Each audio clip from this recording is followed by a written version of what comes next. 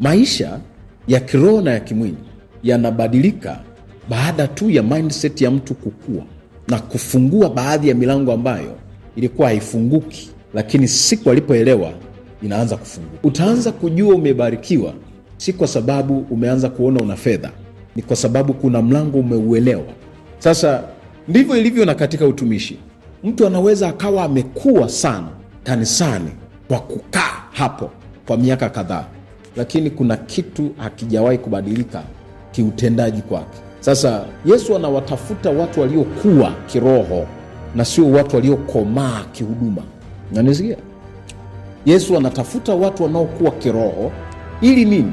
Awape nafasi na wakabidhi majukumu na baraka zilizoko kwenye hayo majukumu, na sio wakomavu kihuduma. Sema amen. Kanisa ni kama shule, unaingia kila siku na kutoka. Usiniambie shule inabadilisha mtu. Yanayopatikana ndani ya shule ndio tiba ya mtu. Sema amen.